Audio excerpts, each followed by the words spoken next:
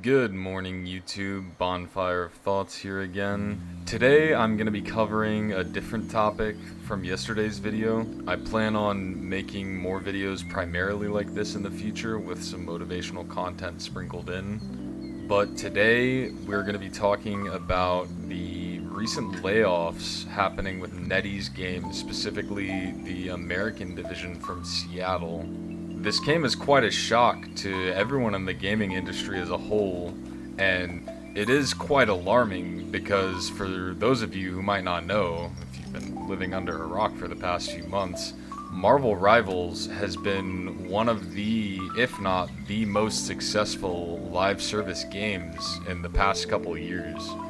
So to see such a successful game fall victim to industry trends that are, to be honest with you, just disgusting, especially in a case like this with such a successful game. And not only that, but recently the Human Torch has been making waves in the competitive community because he seems to just be a better Iron Man. But anyways, before I dive more into the detail of these topics, please, for your consideration, a like and a subscribe would be tremendously appreciated. That is, if you enjoy my content and would like to see more like this, I'm going to be making more gameplay commentaries like this, covering the news and giving my 2 cents on things. So once again, if you enjoyed that and you're willing to like and sub, I mean, that would mean the world to me. But anyways, the first thing I'll go into more detail about is the NetEase layoffs. So just yesterday, the Marvel Rivals US game director, Thaddeus Sasser, I believe is how you say his name, said that him and his entire Seattle team had been suddenly let go. Now, I am getting my source for this from Dexerto. I'll post screenshots of what I'm reading so that you guys can follow along. But yeah, this is really alarming because, like I said at the start of the video, Marvel Rivals is a huge success. I mean, it is a freaking smash hit. It came out towards the tail end of last year and it's still going strong. People are still playing it, it's still topping the charts. I still play it myself. I play a lot of Winter Soldier, Psylocke, Mantis. Been playing a lot of Cloak and Dagger too, to be honest. She's really OP.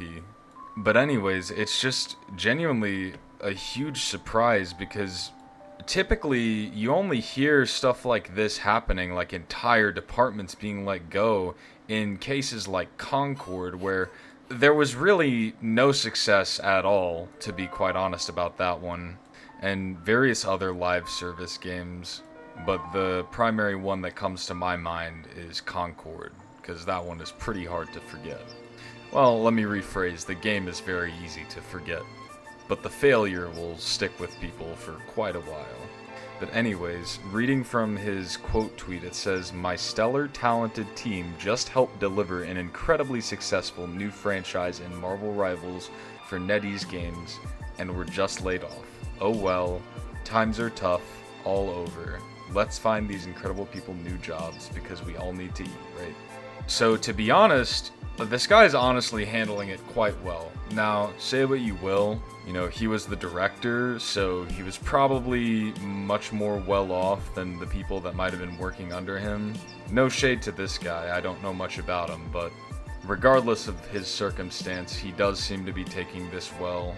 And I do genuinely hope the best for those that worked under him. Every single person in that department deserved so much better, especially for how big of a success the game was. Now, NetEase did put out a statement on the reasoning. However, I find it not very substantial, and it seems to be a lot of corporate jargon. The primary things that they're citing are quote-unquote organizational reasons and developmental efficiency. Well, newsflash, one of the teams that you outsourced was probably a big part of that development efficiency. Because if I'm not mistaken, they actually worked on quite a bit, including some of the maps for the game. Now, personally, I'm not a huge fan of the new map that released. I believe it's called Midtown, if I'm not mistaken. I'm really not a big fan of it. I find it to be just really big and not that fun to play, but I think it's got some parts that are fun to play, and I don't think that they should have lost their jobs, regardless of if I think a map is good or not. But the full statement from NetEase is pretty long, but I'll read it. They said, "We recently made the difficult decision to adjust Marvel Rivals' development team structure for organizational reasons to optimize development efficiency for the game. This resulted in a reduction of a design team based in Seattle that is part of a larger global design function in support of Marvel Rivals. We appreciate the hard work and dedication of those affected and will be treating them confidentially and respectfully with recognition of their individual contributions." So, call me crazy, but someone providing such a substantial amount of work, or rather I should say a team of people providing such a substantial amount of work, and then just immediately laying them off like this, I don't really think that that's respectful. I mean, they did say that the layoffs came suddenly and unexpectedly, and to me that doesn't sound very respectful. But moving along, they said, "We want to reassure our fan base that the core development team for Marvel Rivals, which continues to be led by lead producer, I believe this is pronounced Wei Kong Wu, I apologize if I butchered that, and game creative director Guangun Chen, I believe, in Guangzhou, China, remains fully committed to delivering an exceptional experience. We are investing more, not less, into the evolution and growth of this game. We're excited to deliver new superhero characters, maps, features, and content to ensure an engaging live service experience for our worldwide player base." Now, that last part kind of sticks with me because, like I said at the beginning of the video, the Human Torch is making waves right now because it seems like when he comes out here in, looks like 2 days' time, he seems just to be a straight up better version of Iron Man. Which actually leads me into my next talking point, which is that even though this only affects, what is realistically just a team of people that were outsourced, this is still fundamentally going to affect a lot of content that we get in the future. And from the looks of things, it doesn't really seem that adding a character who's just going to be a straight up better version of a pre-existing one would lead to an engaging live service experience for a worldwide player base. Now, the last hero drop we got, which was Invisible Woman and Mr. Fantastic, was honestly pretty decent. I would say Invisible Woman was definitely, actually still is definitely very strong in competitive play. She can be a little bit weird to get used to at first with her push and pull ability and her little gravity field, but overall, when used correctly, she's a very powerful pick. Mr. Fantastic, on the other hand, he's not terrible, but he's definitely not a great character. But he's still usable. Now, we are getting both the Human Torch and the Thing, but a lot of the attention right now is on the Human Torch for obvious reasons. Now, they posted a little 1 minute long gameplay reveal for him, and looking at a lot of his gameplay, he looks like he plays just like Iron Man, very similar. Not one-to-one, but they both fly. As a matter of fact, Human Torch actually looks like he moves faster. He's a lot more mobile than Iron Man, it would seem. His projectiles look to fly about the same speed. I would say that the Human Torches might be a little bit faster. But he also has this dive ability where it looks like, I'm not sure how his passive works, but maybe he can stack flame damage and then dive onto someone and do a bunch of damage to them. I could be wrong, but either way, it seems like a very oppressive ability.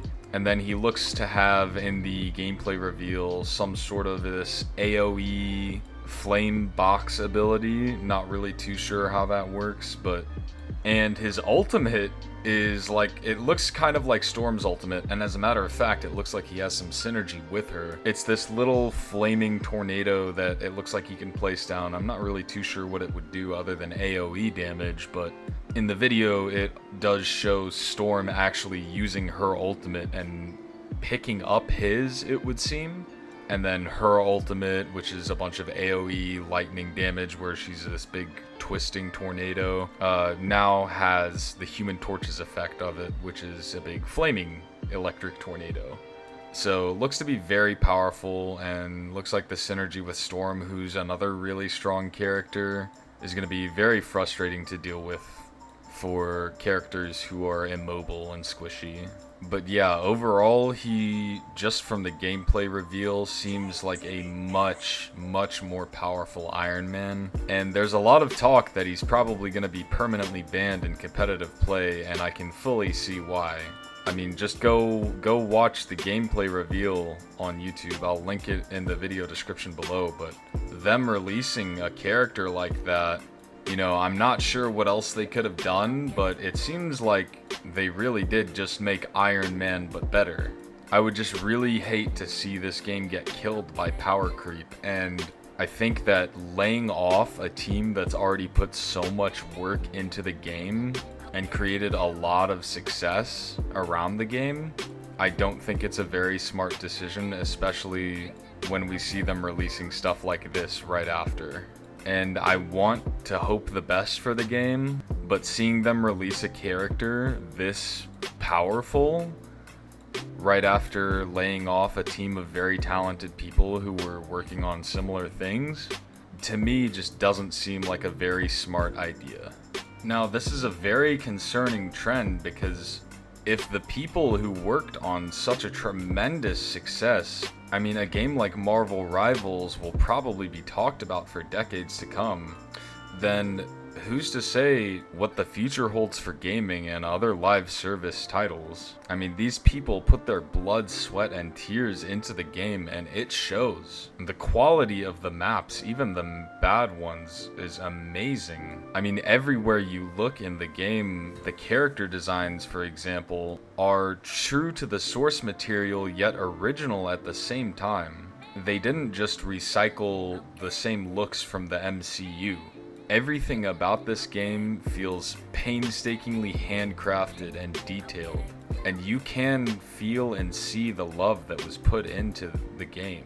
But to see the game still fall victim to this corporate trend of disposing of people as soon as they finish working on a project, especially one as successful as Marvel Rivals, is just very alarming. And it makes me worried about the future of the game, especially when we're seeing characters like Human Torch get released. Now, another company whose games I play, Riot Games, have been on a downward spiral as well in terms of these corporate trends. You know, it started last year with the $500 Ahri skin in League of Legends, and the person who made that skin got laid off. Now, say what you will about the $500 Ahri skin, I personally don't agree with them adding something like that into the game, but the skin is really good quality. It is very high quality, and you can see that someone put a lot of effort into it. And I don't know about you guys, but when the skin first came out, at least for me, I saw quite a lot of people picking Ahri whenever she wasn't banned, and they were all using that skin. So regardless of whether or not I agree with them adding it into the game, it was a commercial success in terms of bringing in a lot of money for the company. But even with all of that, the person who created it was still laid off, and since then, Riot Games has just seemingly completely devolved their monetization system to just revolve around this awful gacha system that nobody likes.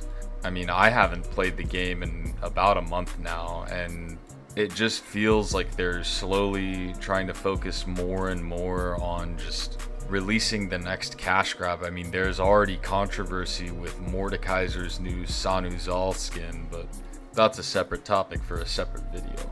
But all this to say, there's a lot of stuff happening all at once in the Marvel Rivals sphere of things, and they're following trends that to me are very alarming and don't indicate a very good future for the game. I'm still gonna keep my head up and keep playing the game, and I'm still gonna hold on to that hope, because I would love for this game to succeed where Overwatch failed. But only time will tell. Hopefully this is just a one-off occurrence, and hopefully the characters in the future won't seemingly replace ones that already exist on the roster. And hopefully there won't be as much power creep as I'm anticipating that things like this could cause. Anyways, I've been Bonfire of Thoughts. You've been a wonderful audience. Thank you so much for making it to the end of the video. Once again, if you liked it, please like and subscribe. Have a beautiful rest of your day. Bye.